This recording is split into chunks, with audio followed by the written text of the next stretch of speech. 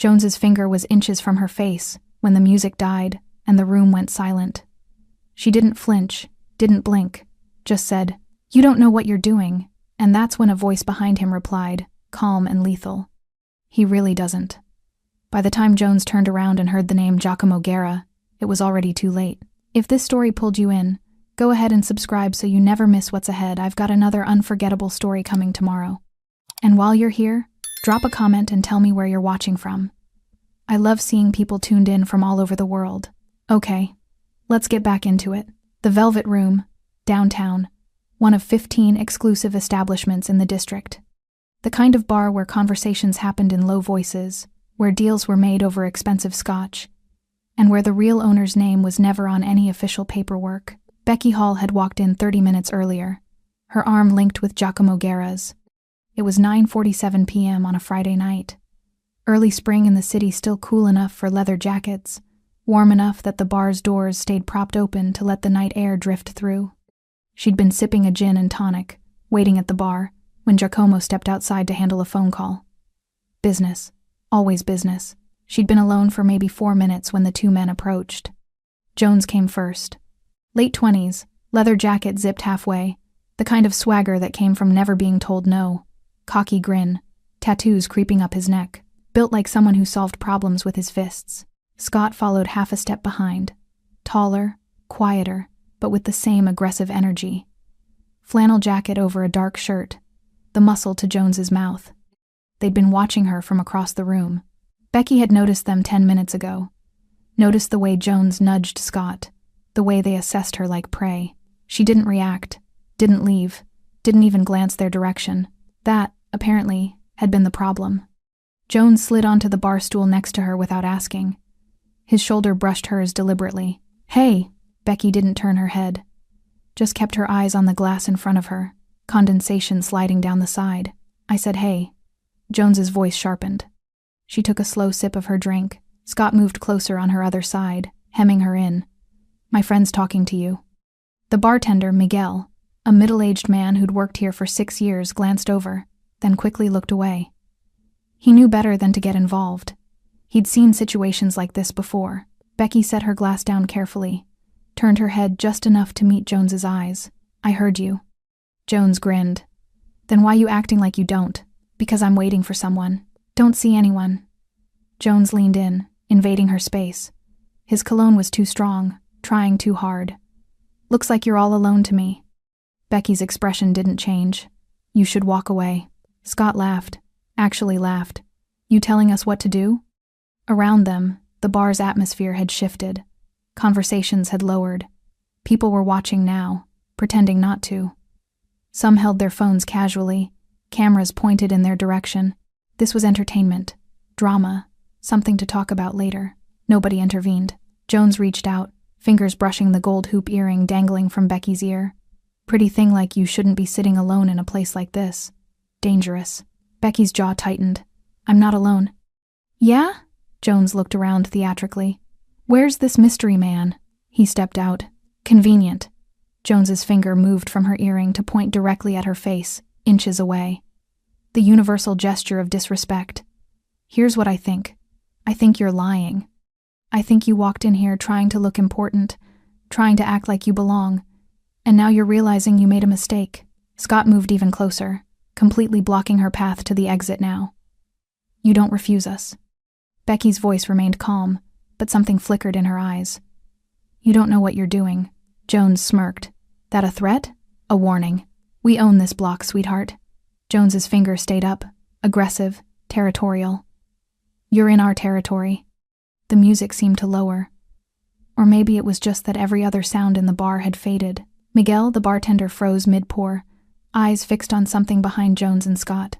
Several of the regulars, the ones who actually knew what this bar was, who it really belonged to, shifted in their seats. Their expressions changed, phones lowered, because someone had just walked in. The front door had opened so quietly most people missed it. But the air in the room changed. Becky saw it happen in real time, the subtle wave of awareness that rolled through the crowd, the way spines straightened, the way conversations died mid-sentence. Jones was still talking, oblivious. "So here's how this works. You apologize for the disrespect, You buy us a drink, and maybe, let her go." The voice came from directly behind Jones. Low, controlled. The kind of voice that didn't need to shout to command attention. Jones paused, turned his head slightly, irritation crossing his face. Then he saw who was standing there. The man wore a perfectly tailored black suit, no tie, the top button of his dark shirt undone. Tattoos were visible along his neck, intricate patterns that disappeared beneath his collar. His hair was dark, styled back, mid-30s, handsome in a dangerous way. But it wasn't his appearance that made Jones hesitate. It was his eyes. Cold, calculating, completely unreadable. And behind him, 2 other men in dark clothing had risen from a corner table. They didn't move forward. Didn't need to. Their presence alone shifted the dynamic. Scott recognized the danger first. His face went pale. He took a small step back. Jones, slower to catch on, tried to recover his bravado. "This is a private conversation." The man in the black suit didn't blink. His gaze moved from Jones to where Jones's hand hovered near Becky's wrist. "What are you doing?" he said quietly. "To my fiancé." The word hung in the air. Fiancé. The room went completely silent. Giacomo Guerra had built his reputation on 3 principles: speak softly, move strategically, and never waste violence. The 3rd rule was the hardest to follow, especially when he'd just watched 2 men corner the woman he loved. He'd seen it all through the front window, the way Jones invaded her space, the pointing finger, Scott blocking her exit, the crowd doing nothing. His jaw had tightened, his fist had clenched at his side, but he hadn't run, hadn't burst through the door shouting. Because men who ruled through chaos eventually drowned in it. Giacomo had learned that lesson young, watching his mentor's empire collapse in a storm of bullets and retaliation. No, real power was controlled, surgical, inevitable. So he'd walked in slowly, calmly, let the door close behind him with barely a sound, and watched Jones's face drain of color at the single word, fiancé. Giacomo didn't move closer, didn't need to. He simply stood there, 3 feet behind Jones, and let the silence do the work. Jones's mouth opened, closed, opened again. What? You heard me. Giacomo's voice remained even, conversational almost, but there was steel underneath. Step away from her. Scott had already moved back 2 full steps, hands rising slightly in a gesture of surrender. He knew. Maybe he'd heard the stories.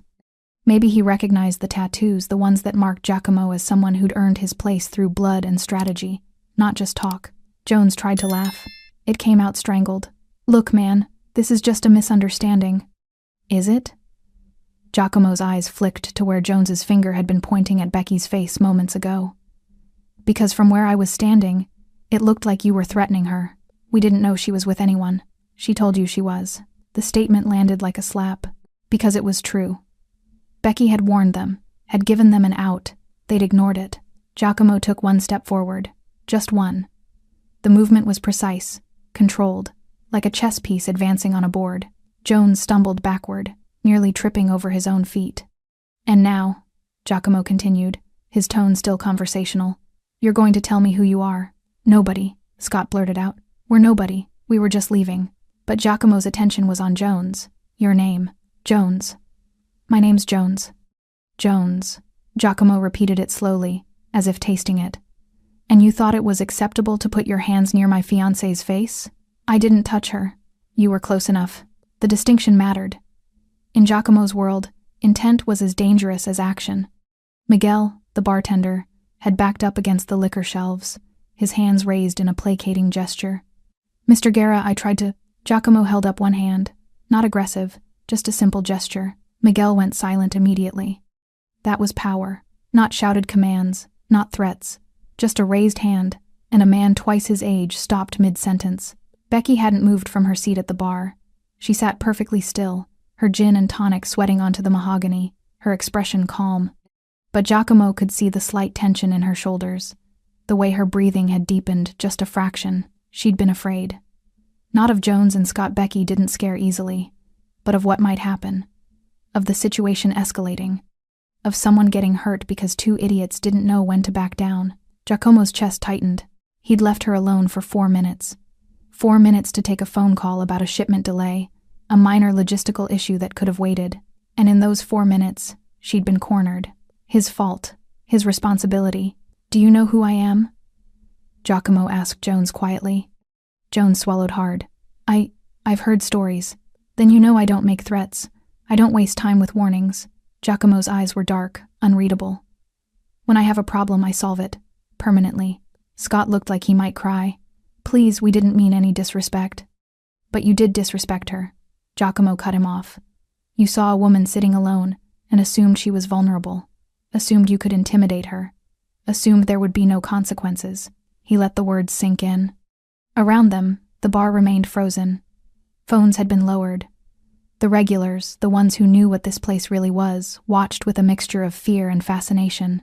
This was a lesson. A public one. What's your name? Giacomo asked Scott. Scott. Scott. Giacomo nodded slowly. Jones and Scott. I'm going to remember those names. The threat was implicit. In this city, being remembered by Giacomo Guerra was not a good thing. Jones finally found his voice, desperation creeping in. Look, we'll apologize. We'll leave. We'll never come back. You're right about one thing. Giacomo's expression didn't change. You will never come back. Behind him, the two men who'd been sitting at the corner table stood up fully now. They didn't approach, didn't speak, just stood, hands clasped in front of them, silent and menacing. These were Giacomo's men.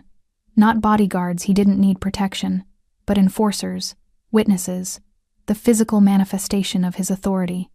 The manager of the bar, a thin man named Peterson who'd been hiding near the kitchen entrance, finally rushed forward. Mr. Guerra, I am so sorry. They're not regulars here. I didn't know they would. Peterson. Giacomo's voice remained calm. Are you running my establishment, or is it running you? Peterson went white. Sir, because it seems like anyone can walk in here and harass my guests. Giacomo finally looked away from Jones, his gaze settling on Peterson. That's a problem. It won't happen again. No, Giacomo agreed. It won't. He turned back to Jones and Scott. You have two choices. You can leave this district tonight and never return. Never set foot in any establishment I own. Never speak my name. Never mention this incident. Jones nodded frantically. Yes, we'll. Or, Giacomo continued, his voice dropping even lower, you can refuse, and we'll have a very different conversation. In private. The unspoken threat was clear. Scott grabbed Jones's arm. Let's go. Now. But Giacomo held up his hand again. One more thing. They froze. Giacomo stepped to the side, gesturing toward Becky, who still sat calmly at the bar, watching the entire scene with those intelligent, calculating eyes. Apologize to her. Jones's mouth worked soundlessly for 3 full seconds. An apology should have been easy. 2 words. I'm sorry. But his pride wrestled with his survival instinct, and for a dangerous moment, Giacomo wondered which would win. Scott figured it out first. He turned toward Becky, shoulders hunched, eyes downcast. We're sorry. We were out of line. It won't happen again. His voice shook. Genuine fear. Jones, however, still hesitated. His jaw clenched, his hands balled into fists at his sides. Giacomo watched him carefully, recognized the look. He'd seen it 100 times before men who couldn't reconcile being dominated. Men who would rather escalate than submit. These were the dangerous ones. Not because they were strong, but because they were stupid. Jones. Giacomo's voice carried a warning. I'm waiting. The entire bar held its breath. Finally, Jones turned toward Becky. But his eyes didn't meet hers. Instead, they fixed somewhere over her shoulder, on the bottles lining the back bar. Sorry, he muttered. It wasn't sincere. It was barely audible, but it was enough. For now. Good, Giacomo said quietly. Now leave. Scott practically ran for the door. Jones followed, but slower, his shoulders tight with humiliation. As they passed through the entrance, Jones glanced back once. The look in his eyes wasn't fear anymore. It was resentment. Giacomo noted it, filed it away. Men like Jones didn't forget being embarrassed. They nursed grudges, let them fester, but that was a problem for later. The door swung closed behind them, and the bar exhaled collectively. Conversations resumed in hushed tones. Phones were pocketed. Miguel immediately started pouring drinks with shaking hands, trying to restore normalcy. Giacomo turned to Becky. She was already looking at him, one eyebrow slightly raised. Dramatic entrance, she said. Despite everything, Giacomo felt a smile tug at the corner of his mouth. You're welcome. I didn't say thank you.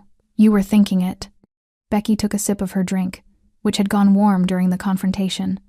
She made a face and pushed the glass away. I had it handled. I know you did. And he meant it. Becky was smart, capable, stronger than most men he knew. But you shouldn't have to. She stood up from the bar stool, smoothing down her burgundy top. They were harmless, just drunk idiots with inflated egos. They put their hands on you. Near me, Becky corrected. Not on me. There's a difference. But Giacomo had seen the tension in her shoulders, had seen the way her fingers gripped her glass just a little too tightly. She could project calm, but he'd learned to read the subtle signs. She'd been uncomfortable. Maybe not afraid, but aware of the danger, and that was enough. Come here, he said quietly. Becky moved into his space without hesitation.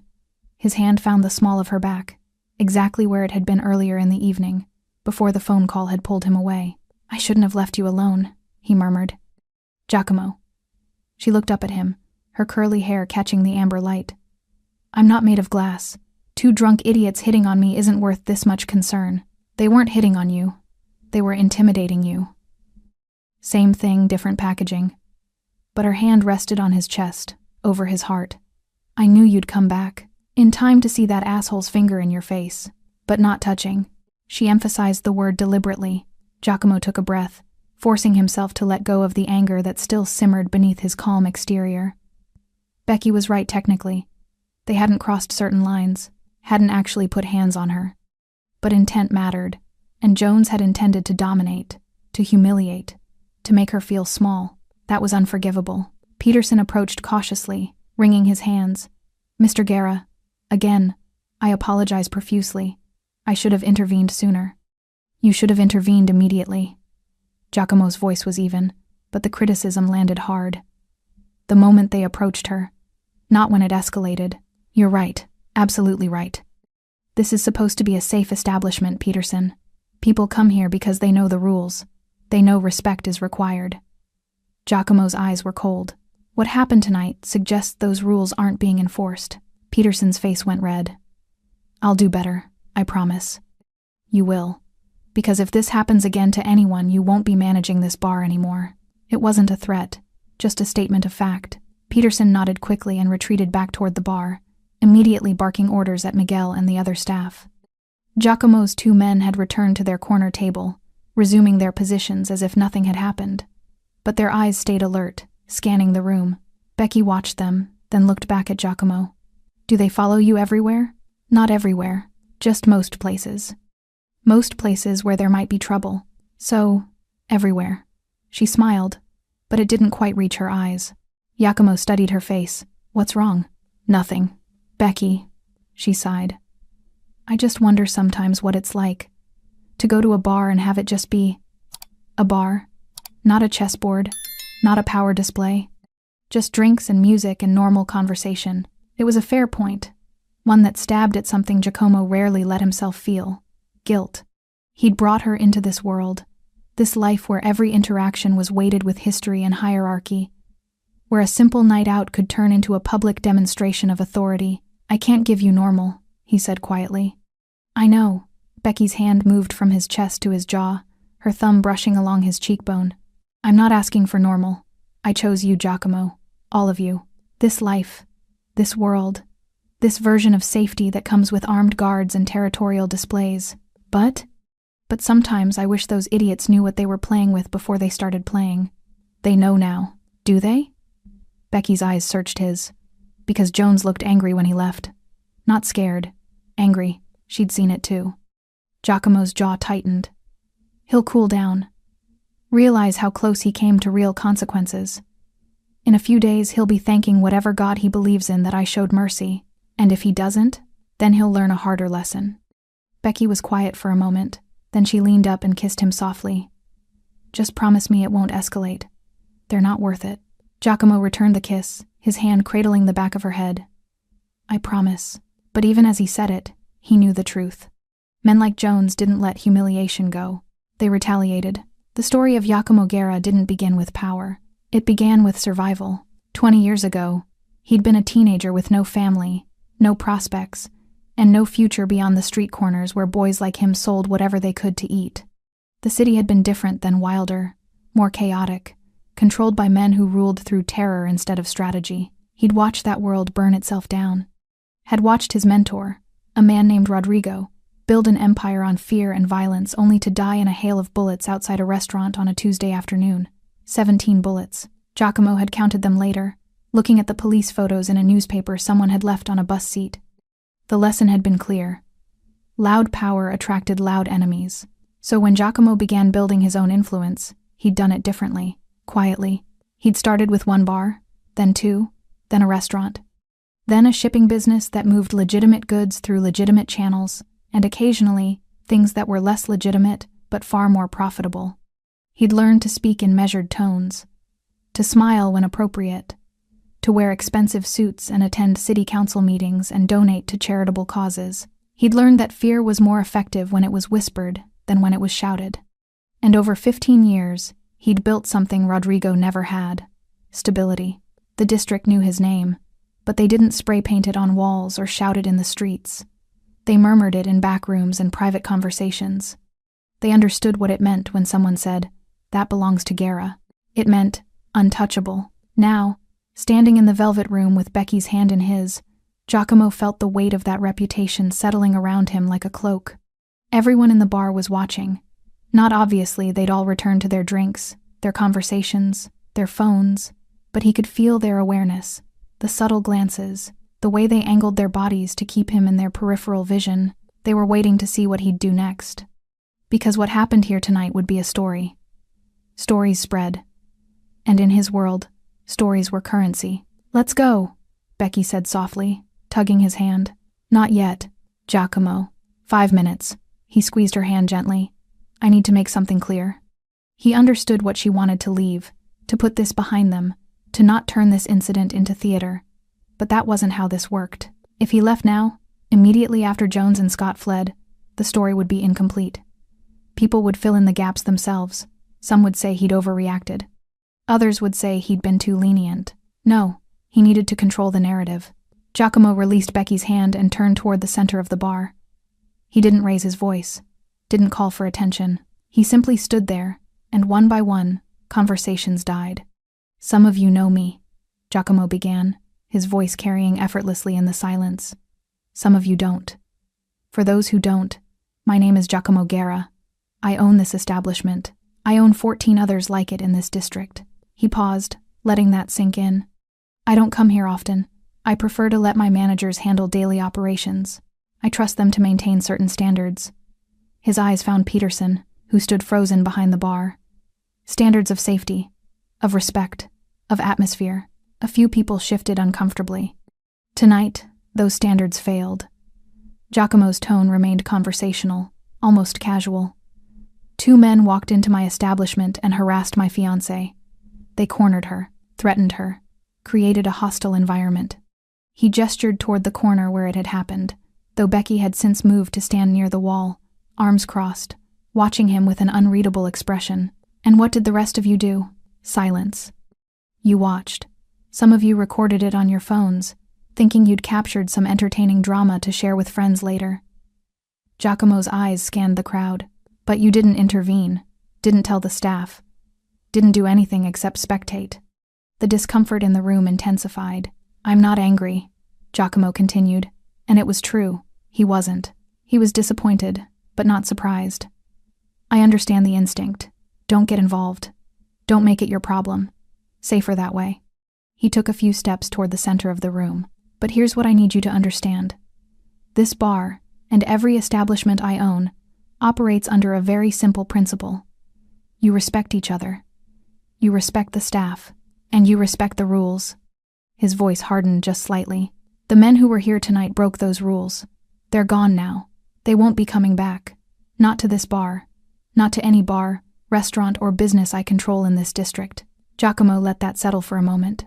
"But I'm also making a new rule, effective immediately. If you see someone being harassed, anyone, not just someone connected to me, you have 2 options.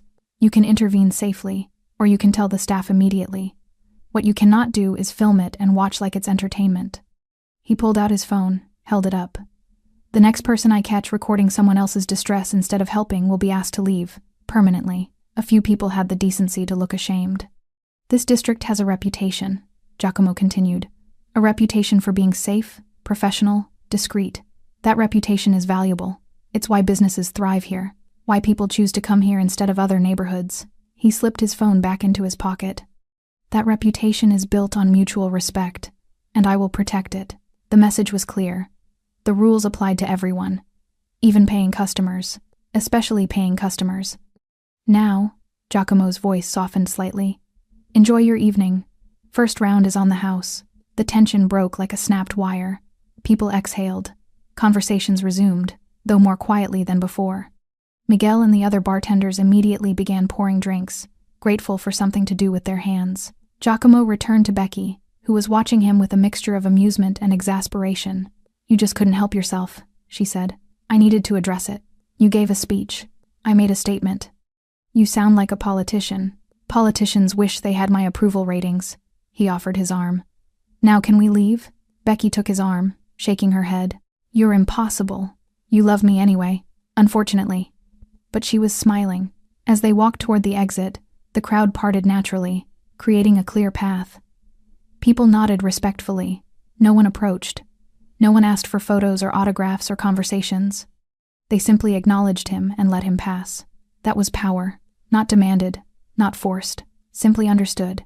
Outside, the spring air was cool against his skin. The street was quieter here, away from the main thoroughfare. Streetlights cast pools of amber light across the sidewalk. Giacomo's car was parked at the curb, a black Mercedes, understated but expensive. One of his men, the one who'd been sitting at the corner table, materialized from the shadows near the entrance. Sir, we'll follow at a distance. Giacomo nodded, appreciated. The man melted back into the darkness. Becky waited until they were in the car, doors closed, before she spoke. Do you think Jones will try something? Giacomo started the engine. Honestly? Yes. Becky's apartment was in the east tower of the Meridian complex, 23rd floor, floor-to-ceiling windows overlooking the city lights. She'd lived there for 2 years, long before she'd met Giacomo, and she'd refused to move even after their engagement. I need something that's mine, she'd told him. Not ours, not yours, mine. He'd understood. Respected it, even. Now, standing in her living room at nearly midnight, Giacomo watched her kick off her heels and pour 2 glasses of wine, with the practiced ease of someone trying to process the evening. You really think he'll retaliate? She asked, handing him a glass. Giacomo accepted it, but didn't drink. Men like Jones, they operate on ego. And tonight, his ego took a beating in front of a room full of witnesses. So what does that mean? It means he'll do something stupid. Giacomo moved to the window, looking out at the glittering skyline. Not immediately. He'll need a few days to convince himself he's brave, to find allies or alcohol or both. Becky settled onto the couch, curling her legs beneath her. And when he does? We'll handle it. We. She repeated the word with emphasis. I notice you said we, not I. Giacomo turned from the window. You're part of this now. I was always part of this. The moment I said yes to you, I became part of your world. Becky's voice was steady, but there was an edge to it. What I'm asking is, what does handling it look like? It was a fair question, one that deserved an honest answer. Giacomo sat down beside her, close enough that their knees touched. It depends on what he does. If he just runs his mouth, spreads rumors, talks big in bars where I don't have influence, I let it go. Words don't hurt me. And if he does more than talk, then I respond proportionally. Proportionally. Becky set her wineglass down. Giacomo, I need you to be specific, because proportionally in your world might mean something very different than in mine. He'd known this conversation was coming. Had been avoiding it since the moment they'd gotten serious, since he'd proposed 6 months ago in this very apartment. Becky knew what he was new about the businesses, the influence, the gray areas where legal and illegal blurred, but knowing abstractly was different from seeing it up close. Tonight had been up close. If Jones vandalizes one of my properties, I make sure he can't do it again, Giacomo said carefully. If he threatens you or anyone else I'm responsible for, I remove him from the equation. Remove him from the equation. Becky's eyes searched his face. That's deliberately vague, because the specifics depend on the situation. Have you ever killed anyone? The question landed like a stone in still water. Giacomo held her gaze. Yes. He'd promised himself he'd never lie to her. Not about the small things, and especially not about the big ones. Becky absorbed this. She didn't flinch, didn't pull away, just processed it. In self-defense? She asked quietly. Sometimes. And other times? Other times because it was necessary to protect something bigger than myself. Like what? Like the stability of this district. Like the people who depend on my businesses for their livelihoods. Like the order that keeps random violence from spilling into the streets. Giacomo's voice was measured. You've seen what happens in neighborhoods without structure, Becky. Where gangs fight openly. Where children can't walk to school safely. Where businesses close because they can't afford the protection money. So you're the hero? There was no sarcasm in her tone, just genuine curiosity. No. I'm just the devil they know. He reached for her hand. I don't pretend to be noble. I'm not some vigilante cleaning up the streets. I'm a criminal, Becky. But I'm a criminal who maintains order, who keeps worse things from happening. She let him take her hand but didn't squeeze back. And Jones? If he comes after you, or me, or your businesses, what happens to him? That depends on what he does. Worst case scenario. Giacomo considered his words carefully. Worst case scenario? He disappears. Not violently. No body, no crime scene, no investigation. Just gone. He gets on a bus to another city with enough cash to start over, and a very clear understanding that he can never come back. And if he refuses to get on the bus? He won't. But if he does? Giacomo's jaw tightened. Then he stops being my problem and starts being the police's problem. I'm not a monster, Becky. I don't hurt people for sport, but I will protect what's mine, including me, especially you. Becky was quiet for a long moment. Her hand finally tightened around his, just slightly. I'm not afraid of you, she said. I want you to know that. I've never been afraid of you. I know. But I am afraid of losing myself in your world. Of becoming someone who justifies violence because it's proportional or necessary. She looked at him directly. I fell in love with you because underneath all the power and control, I saw someone who actually cared, who built instead of destroyed, who chose strategy over chaos. I'm still that person. I know. And that's why I'm asking you, begging you, don't let Jones turn into something bigger than he is. Don't let two drunk idiots in a bar become an excuse for escalation. Giacomo understood what she was really asking. Don't let your ego make this worse. I won't, he promised. Tonight I showed restraint. I could have had them beaten in the alley behind the bar, could have broken bones, sent messages, made examples, but you didn't. Because that's not who I am anymore. He brought her hand to his lips, kissed her knuckles gently. I learned a long time ago that the loudest power is the weakest power. Real authority doesn't need to shout. Becky leaned into him, resting her head against his shoulder. I just want 1 year where nobody points fingers in my face at bars. Despite everything, Giacomo smiled. That's a very reasonable request. Good. Let's make it happen. They sat like that for a while, comfortable in the silence, the city lights painting patterns across the hardwood floor. Giacomo's phone buzzed in his pocket. He ignored it. It buzzed again. You should check that, Becky murmured. He pulled it out reluctantly. 2 texts from Raphael, one of his most trusted men. Jones and Scott spotted at Murphy's bar on 5th. Drinking heavy, talking loud. Second message. They're talking about you, and her. Thought you should know. Giacomo read the messages twice, then deleted them. What is it? Becky asked, lifting her head. Nothing that can't wait until morning. But he was lying, and from the way Becky looked at him, she knew it. By morning, the entire district knew what had happened at the Velvet Room. Giacomo had learned long ago that information traveled faster than light in his world.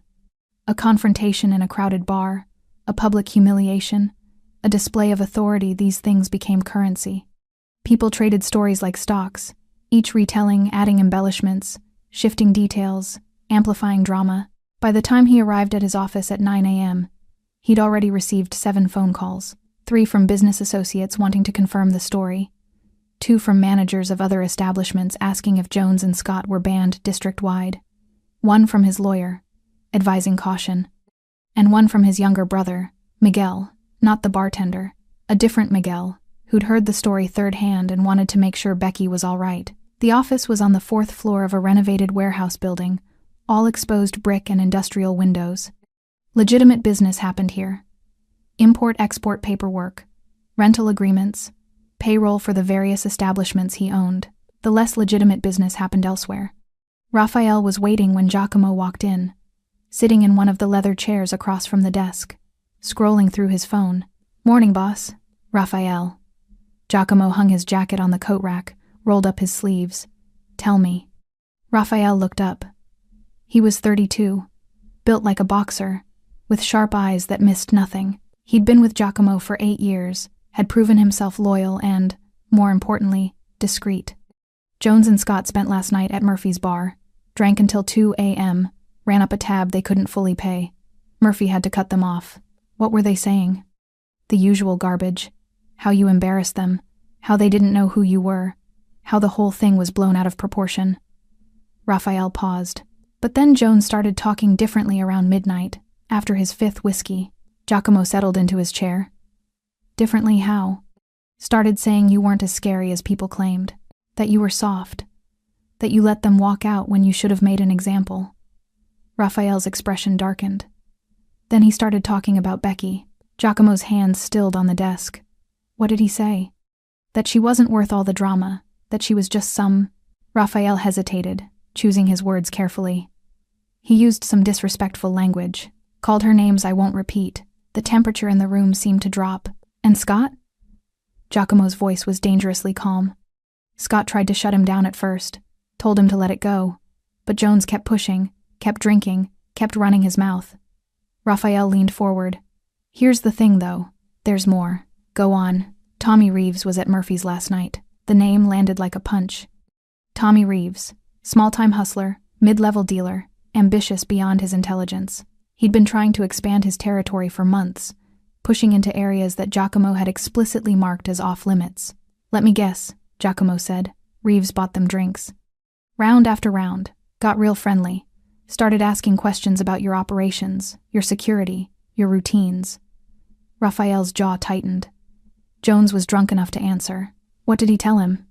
That the Velvet Room has minimal security, that you only bring 2 guys with you most nights, that Becky is often there alone while you handle business calls. Raphael paused. And that you showed mercy when you shouldn't have.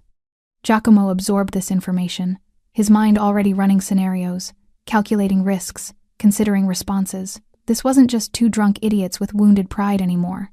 This was a strategic threat. Reeves was smart enough to recognize an opportunity when he saw one. Jones and Scott had given him intelligence, had exposed vulnerabilities, had painted Giacomo as weak. And in this world, perceived weakness was blood in the water. Where are they now? Giacomo asked. Jones is crashing at Scott's apartment on Miller Street. Scott's been texting his girlfriend all morning, trying to convince her the whole thing was a misunderstanding. Raphael glanced at his phone. Reeves is at his usual spot, the pool hall on 8th. He's making moves? Not yet. But he's positioning, talking to people, testing boundaries. Raphael met his eyes. He thinks you're vulnerable right now. Giacomo stood, walked to the window overlooking the street below. People moved along the sidewalk, going about their normal lives, completely unaware of the chess game being played in the shadows around them. Becky had asked him not to escalate, had made him promise that Jones wouldn't become something bigger than 2 drunk idiots in a bar. But that choice had been taken out of his hands, because now it wasn't about Jones anymore. It was about Reeves. It was about every small-time hustler in the district watching to see how Giacomo would respond. It was about whether mercy would be interpreted as weakness. What do you want to do? Raphael asked quietly. Giacomo turned from the window. Schedule a meeting with Reeves. Today. Private. Just him and me. And Jones? Jones is a symptom, not the disease. We handle the disease first. Raphael nodded, already texting. I'll set it up. And Raphael? Yes, boss? Have someone keep an eye on Becky today. Discreet. I don't want her to know, but I need to know she's safe. Already done. Martinez is on her. Of course he was. Raphael thought 3 steps ahead, which was why Giacomo trusted him. One more thing, Giacomo said. Find out exactly what Jones told Reeves. Every detail. Every security gap he mentioned. I need to know what we're working with. On it. After Raphael left, Giacomo sat alone in his office, the weight of leadership settling across his shoulders like a familiar burden. He'd built his empire on controlled responses, on strategic thinking, on being 3 moves ahead of everyone else. But there was a cost to that control. There was a cost to always being measured, always being calculated, always thinking about reputation and consequences and long-term stability. Sometimes, a part of him wanted to be the man Rodrigo had been: loud, violent, immediate, to walk into Murphy's bar and drag Jones out by his collar, to make an example so brutal that no one would ever question his authority again. But that man had died in a hail of bullets on a Tuesday afternoon, and Giacomo had promised himself he'd be smarter. His phone rang. Becky. He answered immediately. Hey. Hey yourself. Her voice was warm, normal, completely unaware of the complications spiraling around them. I'm heading to work. Just wanted to check in. Make sure you're not brooding about last night. I'm not brooding. You're definitely brooding. I can hear it in your voice. Despite everything, he smiled. Maybe a little. Giacomo, I meant what I said. Don't let this consume you. Jones and Scott are gone. It's over. He wanted to tell her the truth. That it wasn't over. That it was potentially just beginning. But he couldn't. Not yet. You're right, he lied. It's over. Good. I'll see you tonight. Dinner at my place? Wouldn't miss it. Love you. Love you too. After she hung up, Giacomo stared at his phone for a long moment. Then he opened his contacts, scrolled to a name he hadn't called in months. Isabella Cortez, investigator. She answered on the second ring. Guerra. It's been a while. I need information on Tommy Reeves. Everything. Finances, associates, vulnerabilities. How fast? By tonight. That's expensive. I'll pay double. A pause. Must be serious. It is. I'll call you back in 6 hours. The line went dead. Giacomo set his phone down and returned to the window. In the reflection, he could see himself: tailored shirt, expensive watch, controlled expression. The king of the district. But kings didn't stay kings by showing mercy to their enemies. They stayed kings by knowing exactly when mercy ended and power began. The call came at 3:47 p.m. Giacomo was reviewing shipping manifests when his phone lit up with Raphael's name. Talk to me. Raphael's voice was tight. We have a problem. Someone torched the liquor delivery truck heading to the Velvet Room. Driver's okay, jumped out before it went up, but the truck's totaled. $40,000 in premium inventory gone. Giacomo's hand tightened on the phone. When? 20 minutes ago. Highway 9, the service road near the industrial park. Fire department's there now, but it's already destroyed. Cameras? I'm checking, but that stretch is a dead zone. Whoever did this knew that. Giacomo closed his laptop slowly, his mind racing through possibilities. Reeves? Can't prove it yet, but the timing's convenient, isn't it? Day after Jones feeds him information, our supply chain gets hit. Raphael paused. There's more. Tell me. Someone spray-painted the side of the Silver Spoon restaurant. Your restaurant. Big red letters. Guerra's getting soft. The message was clear. Public. Deliberate. This wasn't random vandalism. This was a statement. Where's Reeves now? Giacomo asked, standing up, already reaching for his jacket. Pool hall. Same as this morning, surrounded by his guys, playing it cool. And Jones? Still at Scott's apartment. Been there all day according to our guy watching the building. Giacomo checked his watch. He had 2 hours before his meeting with Reeves.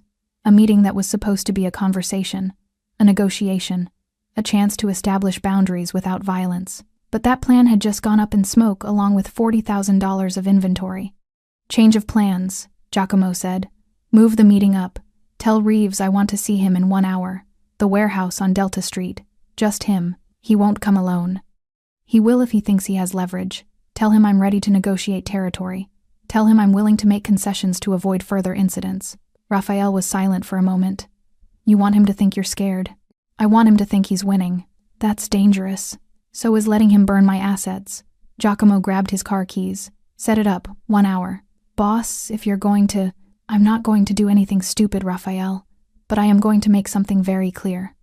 He ended the call and stood in his office, breathing slowly, deliberately, forcing the anger down into something cold and useful. Becky's voice echoed in his head.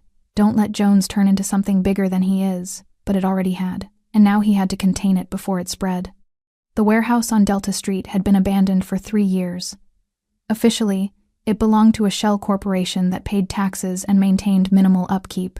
Unofficially, it was neutral ground, a place where conversations happened that couldn't happen in public. Giacomo arrived 15 minutes early. Raphael was already there with 2 others. Martinez, the man who'd been watching Becky, and Cruz, who specialized in making problems disappear quietly. "He's coming," Raphael said, bringing 2 guys with him despite your conditions. Expected. Giacomo surveyed the space, concrete floors, high ceilings, plenty of echo. "Where do we stand legally on the truck fire?" "Insurance will cover most of it. Police are investigating, but without cameras or witnesses, it's going nowhere." Raphael crossed his arms. "The restaurant graffiti is petty vandalism. They'll file a report, we'll clean it up, nothing happens. So legally, we have nothing." "Correct." Which meant this had to be handled differently. Giacomo heard the cars pull up outside, 2 vehicles, engines rumbling, doors slamming, footsteps on concrete. Tommy Reeves walked in, flanked by 2 men built like brick walls. Reeves himself was smaller, mid-30s, wearing an expensive leather jacket that didn't quite fit his frame. He had the swagger of someone who thought muscle equaled power. He was wrong. "Guerra." Reeves stopped 10 feet away, grinning. "Thanks for the invitation. You brought company." "So did you." Reeves gestured at Raphael and the others. "Seems fair."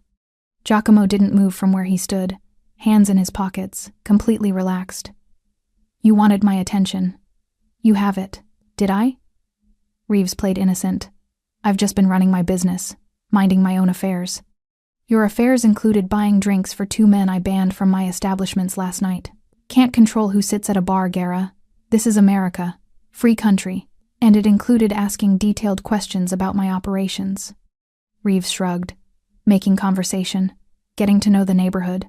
And the delivery truck that caught fire this afternoon? Terrible accident. I heard about that. Real shame." Reeves's grin widened. "Hazardous business. Transportation. Things go wrong." Giacomo studied him. Reeves thought he was clever. Thought the plausible deniability protected him. Thought that because there was no direct evidence, there would be no consequences. He didn't understand how power actually worked. "Here's what's going to happen," Giacomo said quietly. "You're going to pay for that truck. $40,000. Cash. By tomorrow morning." Reeves laughed. "Why would I do that?" "Because you torched it." "Prove it." "I don't need to prove it. I know it. You know it. Everyone in this room knows it." Giacomo's voice remained calm, conversational. "The question isn't whether you did it. The question is what happens next. Is that a threat?" "It's a choice." Giacomo finally moved, taking 3 steps forward. Reeves's men tensed, but Reeves waved them off. "I'm listening," Reeves said. "Option 1. You pay for the truck. You stay in your lane. You run your small-time operations in the areas I've allowed, and we never have this conversation again. And option 2? Option 2 is you keep pushing. You keep testing me. You keep thinking that burning trucks and spray painting walls makes you powerful." Giacomo stopped, just out of arm's reach. "And then I stopped being polite. You showed mercy to those idiots last night. Everyone saw it. You're not the monster people think you are." "No," Giacomo agreed. "I'm worse. Because monsters are predictable.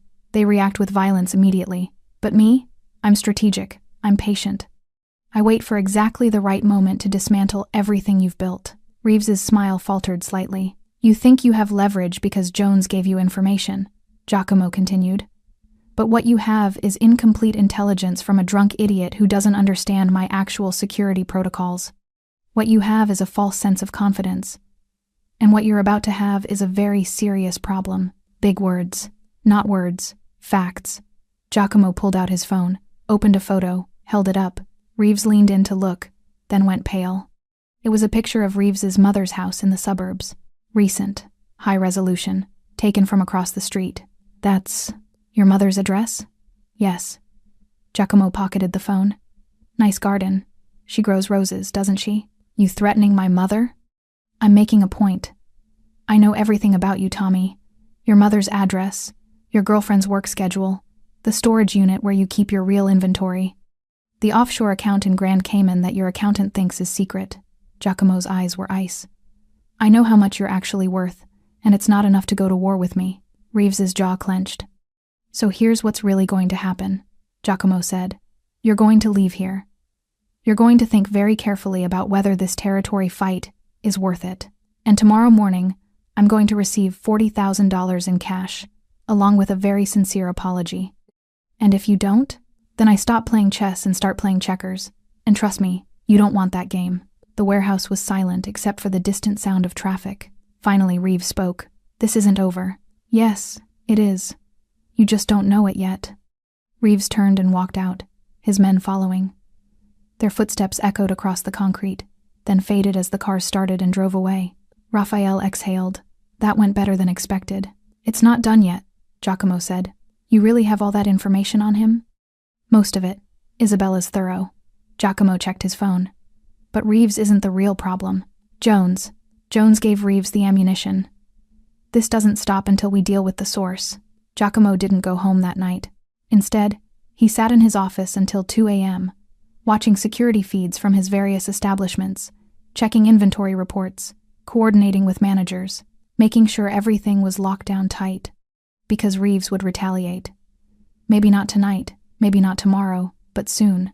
Men who got cornered either submitted or lashed out, and Reeves didn't strike him as the submitting type. At 2:17 a.m., his phone rang. Raphael, talk to me.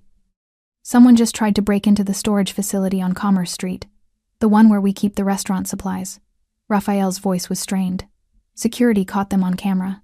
2 guys, wore masks, bolt cutters. They ran when the alarm went off. Giacomo stood up from his desk. Damage? Locks cut, but they didn't get inside. Martinez is there now securing it. Reeves? Can't prove it, but the timing fits. Raphael paused. Boss, this is escalating fast. First the truck, then the graffiti, now attempted break-ins. He's testing every vulnerability Jones mentioned. Giacomo grabbed his jacket. I'm coming to you. There's something else. The tone made Giacomo freeze. What? Becky called me 20 minutes ago. His blood went cold. Why didn't you lead with that? Because she's fine. She's safe. But someone followed her home tonight. Black sedan, no plates visible. Stayed 3 cars back the whole drive, parked across the street from her building for 10 minutes, then left.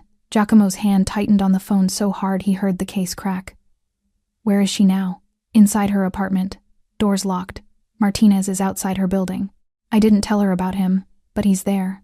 I'm going to her. Boss, maybe that's what Reeves wants. To pull you out in the open, make you reactive. I don't care what Reeves wants. Giacomo was already moving toward the door. Becky is not a chess piece. She doesn't get used as leverage. Understood. I'll meet you there.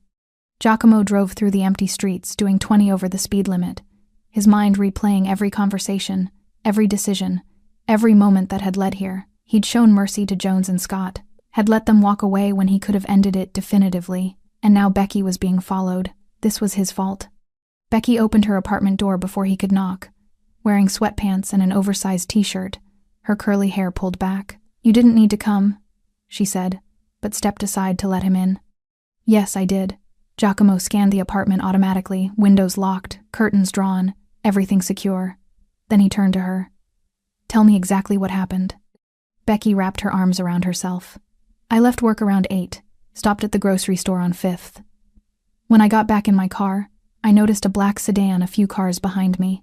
I didn't think much of it at first, but it followed me through 4 turns. Did you see the driver? No, tinted windows. But when I pulled into my building's garage, it drove past slowly, then circled the block and parked across the street. She met his eyes. I'm not paranoid, Giacomo. Someone was watching me. I know. I believe you. He pulled her into his arms, felt her relax slightly against him. You did the right thing calling Raphael. I almost called the police. Why didn't you? Because I knew what you'd say. That involving them would create complications. That you'd handle it. She pulled back to look at him. But I'm scared, Giacomo. Not of Jones or whoever that was. I'm scared of what you're going to do about it. I'm going to keep you safe. That's not what I asked. Her voice was firm. I asked what you're going to do. Because there's a difference between protection and retaliation. And I need to know which one you're planning. Giacomo wanted to lie. Wanted to tell her he'd handle it quietly, diplomatically, without violence. But he'd promised no lies. Reeves is behind this, he said. The truck fire, the break-in attempt, following you home. He's escalating because he thinks I'm weak. And if I don't respond decisively, it won't stop with surveillance. It'll get worse. So you're going to hurt him. I'm going to remove him as a threat. Those aren't the same thing. In my world they are. Becky stepped back, creating distance between them. This is exactly what I was afraid of. That Jones and Scott would turn into something bigger. That your need to maintain control would turn 2 drunk idiots into a war. This isn't about control. This is about safety. Your safety. Don't put this on me. Her voice rose slightly. Don't make me the excuse for whatever you're planning to do to Reeves. I'm not asking you to hurt people on my behalf. You're not asking. I'm choosing. Giacomo forced himself to stay calm. Becky, you're being followed. Your routine is being monitored. That's not hypothetical danger. That's real, immediate threat. So call the police. File a report. Let the system handle it. The system doesn't work in situations like this. You know that. I know you don't trust it to work. Becky's eyes were bright with frustration. There's a difference. They stood in her living room, the space between them feeling wider than 3 feet. Giacomo understood what was happening. This was the conversation they'd been avoiding since they got engaged. The fundamental question of whether Becky could truly accept his methods, or whether she'd always be asking him to be someone he wasn't. I can't be the man you want me to be, and keep you safe at the same time, he said quietly. I wish I could. But in this world, mercy is interpreted as weakness, and weakness gets people hurt. So what are you saying? That you're going to hurt Reeves? Kill him? I'm saying I'm going to make sure he never threatens you again. That's not an answer. It's the only answer I can give you right now. Becky turned away, walked to the window, stared out at the city lights through the curtain. I love you. You know that. But I can't be the reason you become someone you're not. I've always been this person, Becky. You just haven't had to see it up close until now. She turned back to him, and there were tears in her eyes. Then maybe I need to see all of it. Not the sanitized version, not the strategic explanations. All of it. What you're actually planning to do. Giacomo moved closer, stopped just in front of her. Tomorrow, I'm meeting with Reeves again. I'm giving him one last chance to walk away, to take his operation out of this district entirely, and never come back. And if he refuses, then I dismantle everything he's built, his suppliers, his distribution network, his protection. I make it impossible for him to operate here. Without violence, I'll use as little as necessary. That's still not a no, because I can't promise you no. Giacomo took her hands. I can promise you I won't be reckless. I won't be cruel. I won't enjoy it. But I can't promise that protecting you won't require force. Becky searched his face for a long moment. I need to think. About what? About whether I can live with this. With you. With this life. She squeezed his hands, then let go. I love you, Giacomo. But love isn't always enough. The words hit him harder than any physical blow. Are you ending this? He asked. I'm asking for time to process. To figure out if I can be the person standing next to you while you do what you think you need to do. How much time? I don't know. She wiped her eyes. But tonight, I need space. Giacomo wanted to argue, to convince her, to promise things he couldn't deliver. Instead, he nodded. Martinez is outside. He'll keep you safe. I don't want. Non-negotiable. He stays until this is resolved. Becky didn't fight him on it, just nodded tiredly. Giacomo kissed her forehead, lingering for a moment, breathing in her scent, memorizing the feeling of her close to him. Then he left. In the hallway outside her apartment, Raphael was waiting, leaning against the wall. How much did you hear? Giacomo asked. Enough. Raphael pushed off the wall. What do you want to do? Giacomo stared at Becky's door for a moment longer, then turned toward the elevator. Find Jones and Scott. Bring them to the warehouse. Tonight. Both of them? Both of them. This ends now. Jones and Scott were brought to the warehouse at 4:47 a.m. They came separately, Scott in Raphael's car, compliant and terrified, hands zip-tied in front of him. Jones in Cruz's vehicle, fighting the restraints, shouting threats that died the moment he saw Giacomo standing in the center of the empty space. The warehouse lights were harsh, industrial, casting sharp shadows across the concrete floor. Giacomo had been waiting for an hour, using the time to think, to plan, to decide exactly how this would unfold. Raphael and Cruz positioned the two men on their knees, 15 feet apart, facing Giacomo. Jones's bravado crumbled the moment his knees hit concrete. Scott was already crying, snot running down his face, mumbling apologies to no one in particular. Do you know why you're here? Giacomo asked quietly. Scott nodded frantically. Jones said nothing, jaw clenched, trying desperately to maintain some dignity. I gave you a chance, Giacomo continued, walking slowly between them. I could have hurt you that night at the Velvet Room. Could have had you beaten. Could have made examples of you in front of everyone. But I didn't. We left like you said, Scott gasped out. We stayed away from your bars. We didn't come back. You went to Murphy's bar, you got drunk, and you talked. Giacomo stopped in front of Jones. You told Tommy Reeves about my security protocols, about my routines, about my fiancé. Jones's eyes widened. That wasn't I was just talking. I didn't think. You didn't think. Giacomo's voice was ice. You were humiliated, so you ran your mouth to anyone who would listen. And Reeves listened very carefully. I didn't know he'd do anything with it. Didn't you? Giacomo crouched down, eye level with Jones. You knew exactly what you were doing. You wanted revenge, wanted to hurt me however you could. So you gave information to a man who's been trying to push into my territory for months. Jones's breathing was ragged. I'm sorry. I swear I didn't mean for it to go this far. But it did go this far. A truck burned. My restaurant was vandalized. My fiancé was followed home tonight. Giacomo's voice dropped even lower. Because of your wounded pride. Scott was sobbing openly now. Please, we'll do anything. We'll leave the city. You'll never see us again. Giacomo stood up, walked over to Scott. You, he pointed at him. You tried to stop Jones at Murphy's. Raphael told me. You told him to shut up, to let it go. Is that true? Scott nodded desperately. I knew it was a mistake. I knew we should have just forgotten about it. But you didn't leave. You stayed. You let him keep talking. I didn't know what else to do. You could have called me, could have warned me what Jones was planning. Giacomo studied him. But you didn't, because you were scared of him, but not scared enough of me. I am now. I swear, I am now. Giacomo turned to Raphael. Let him go. Raphael pulled out a knife, cut the zip ties. Scott collapsed forward, hands free, gasping in relief. You have 2 hours to pack whatever fits in one bag, Giacomo told him. Then you get on a bus to anywhere that isn't here. If I ever see you in this city again, if I hear your name mentioned in connection with my businesses, if you so much as send a postcard back here, this mercy ends. Understand? Yes, thank you, I understand. Get out. Scott scrambled to his feet and ran, his footsteps echoing off the warehouse walls until the door slammed shut behind him. That left Jones. Giacomo walked back over to him. Jones was shaking now, the reality of his situation fully sinking in. You're different, Giacomo said. You're the one who started this, who pointed your finger in her face, who grabbed her wrist, who then went and gave intel to my enemy. Please. You have one chance to be useful to me. Giacomo pulled out his phone, opened the voice recording app. I want you to tell me everything you told Reeves, every detail, every question he asked, every answer you gave. And I want you to call him, right now, and tell him you made a mistake.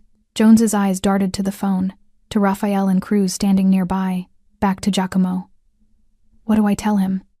You tell him that I have you, that you're sorry for giving him bad information, that everything you said was exaggerated or wrong because you were drunk and angry.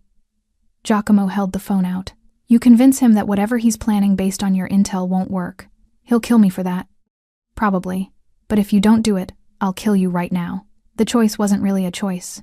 Jones took the phone with shaking hands. Giacomo dialed Reeves's number, put it on speaker.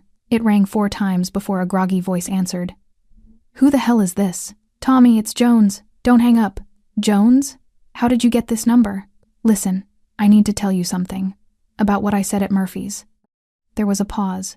Background noise suggested Reeves was sitting up, suddenly alert. What about it? I was wrong. About Guerra's security. About his routines. I was drunk and pissed off and I exaggerated everything. Jones's voice was steady now, terror giving him focus. The stuff I told you about the Velvet Room, about his fiancée being alone, it's not true. He has people everywhere. Cameras I didn't see. He knew everything we did that night. Why are you telling me this? Because he has me right now. He's listening to this call. And he wanted you to know that whatever you're planning, it won't work. Silence on the other end. Then Reeves laughed. Put him on. Giacomo took the phone. Tommy, Guerra, didn't take you long? You have until noon today to bring me 40,000 in cash and disappear from this district permanently. Otherwise, what happens to Jones tonight is going to look merciful compared to what happens to you. Big threats. Not threats, promises. I know about the shipment coming through the port tomorrow. I know about your supplier in Philadelphia. I know about the apartment on 7th where you keep your real books. Giacomo's voice was calm, factual. I can destroy you financially without ever touching you physically, but if you push me, I'll do both. Another pause. Noon, Reeves said finally. Delta Street warehouse? No. The Velvet Room. Public. Professional. You bring cash and an apology. You're really going to make me apologize? To Becky. Yes. The line went dead.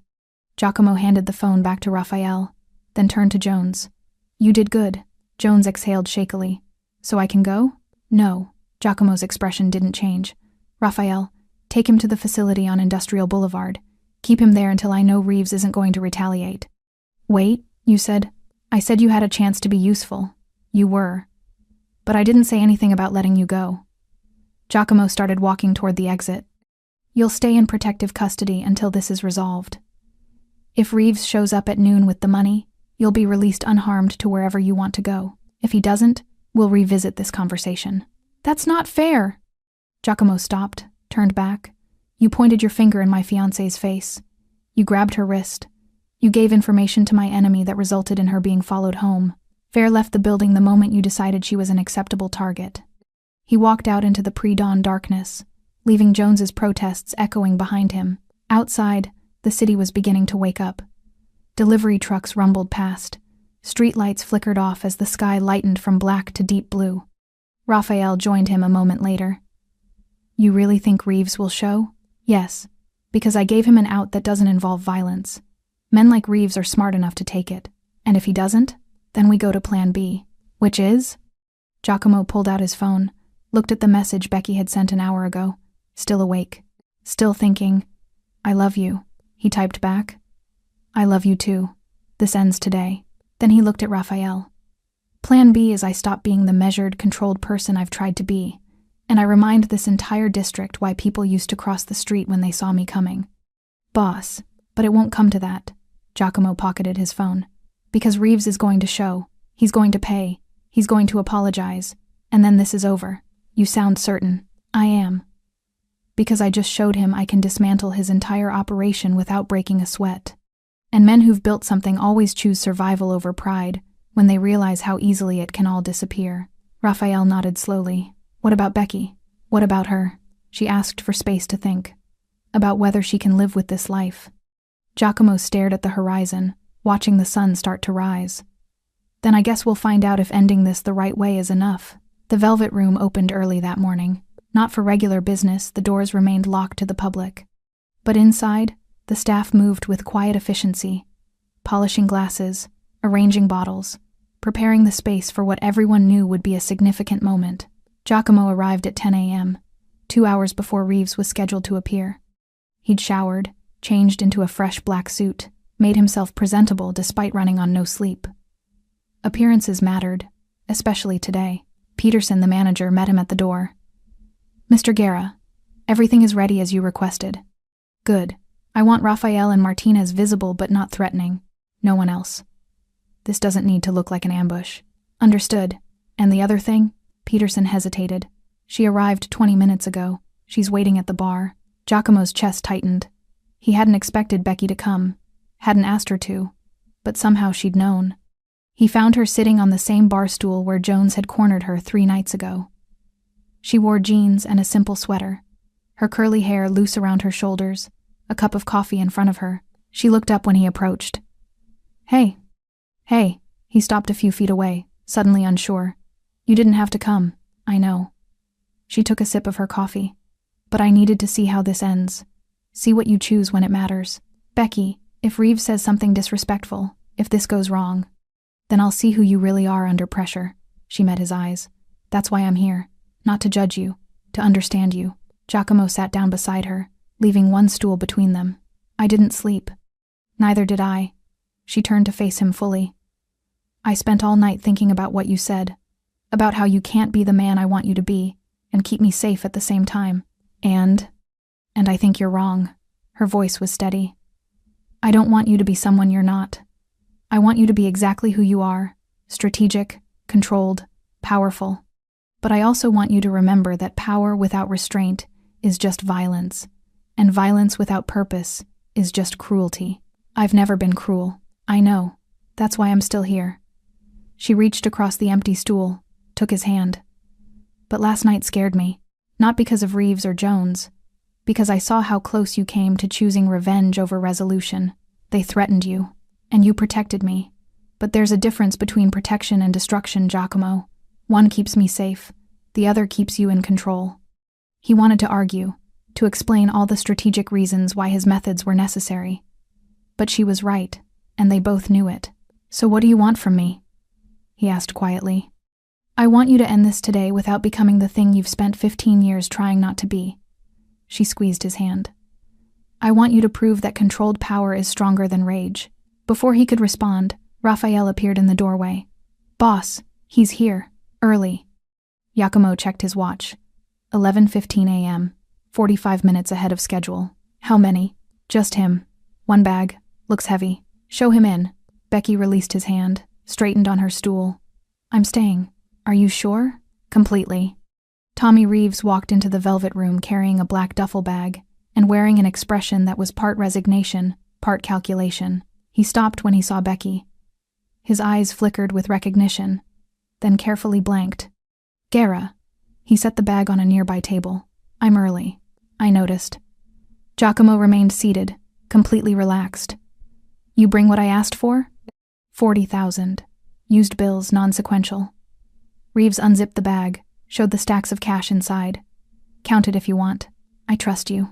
That seemed to throw Reeves off balance. You do? You're smart enough to know that shorting me would be stupid. So yes, I trust you brought the full amount. Giacomo gestured to the bar. Drink? It's 11 in the morning. I've had a long night. Thought I'd offer. Reeves studied him warily, clearly trying to figure out the angle. What's this really about, Guerra? You wanted me here. Public. Professional. Why? Because I wanted you to see something. See what? Giacomo stood up, walked over to the duffel bag, zipped it closed without looking inside. I wanted you to see that I don't need violence to win. I could have had you beaten, could have burned your operations to the ground, could have made you disappear, but you didn't. Because that's not who I am anymore. I'm not Rodrigo, ruling through fear and bullets. I'm something different, something more sustainable. Reeves's jaw tightened. So this was a lesson? For both of us. Giacomo picked up the bag, handed it to Raphael. You learned that pushing into my territory has consequences, and I learned that mercy doesn't equal weakness, as long as it's backed by the capacity for something worse. Meaning?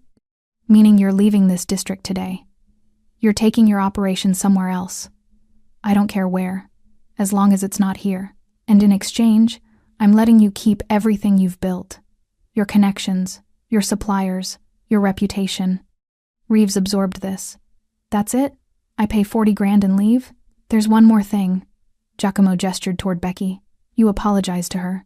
The warehouse conversation had prepared Reeves for this, but actually doing it was clearly difficult. He turned to Becky, who was watching him with calm, assessing eyes. I'm sorry, Reeves said stiffly. For the intimidation, for having you followed. That was out of line. Becky didn't respond immediately.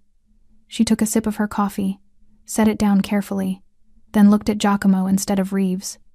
Is he the one who followed me, or did he hire someone? Giacomo understood what she was doing. Testing, seeing how honest this resolution would be. He hired someone, Giacomo said. A freelancer named Dixon, who is currently sitting in a holding cell on unrelated charges that will keep him busy for 6 months. Becky nodded, then finally looked at Reeves.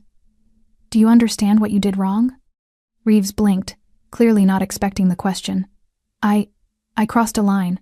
You made me a target because you were angry at him. You used me as leverage in a fight that had nothing to do with me. Her voice was steady but hard. That's not just crossing a line. That's being a coward. The insult landed. Reeves's face flushed, but he didn't respond. So, when you apologize, Becky continued, I need you to mean it. Not because Giacomo is making you. Not because you're scared of consequences. But because you actually understand that I'm a person, not a chess piece. Silence filled the bar. Then Reeves spoke, and this time his voice was different. Quieter. More genuine. You're right. I'm sorry. Truly. I was angry and stupid, and I made you a target when you didn't deserve it. That was wrong. Becky studied him for a long moment, then nodded. Accepted. Giacomo saw Reeves's shoulders relax slightly, the first genuine relief he'd shown since walking in. We're done here. Giacomo said. Raphael will escort you out. You have 24 hours to relocate your operations. After that, this district is closed to you permanently. Reeves nodded, started toward the door, then stopped. Gara, for what it's worth, you're not what I expected. What did you expect? Someone louder. Someone meaner. Reeves glanced back at Becky, then at Giacomo. Someone who would have just killed me and been done with it. I used to be that person. Then I met someone who made me want to be better. After Reeves left, escorted by Raphael, the bar fell silent.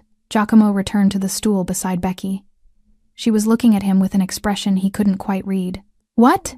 He asked. That was the right way to handle it. You sound surprised. I'm not surprised. I'm relieved. She turned to face him fully.